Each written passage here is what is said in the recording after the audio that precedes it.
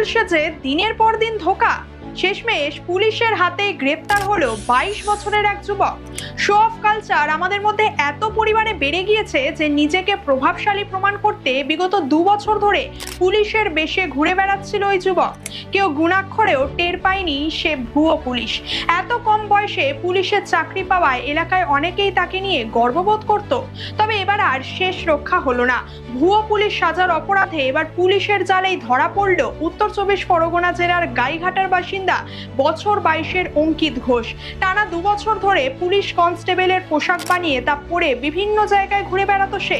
এমনকি পুলিশের পোশাক পরেই সোশ্যাল মিডিয়ায় বিভিন্ন ধরনের ছবিও পোস্ট করতো সে। বাড়ির লোকেরা জানতো সে বিকাশ ভবনে কর্মরত। গত কয়েকদিন ধরে বিভিন্ন জায়গা থেকে অঙ্কিতের কীর্তিকলাপের কথা পুলিশ জানতে পেরে গ্রেপ্তার করে তাকে।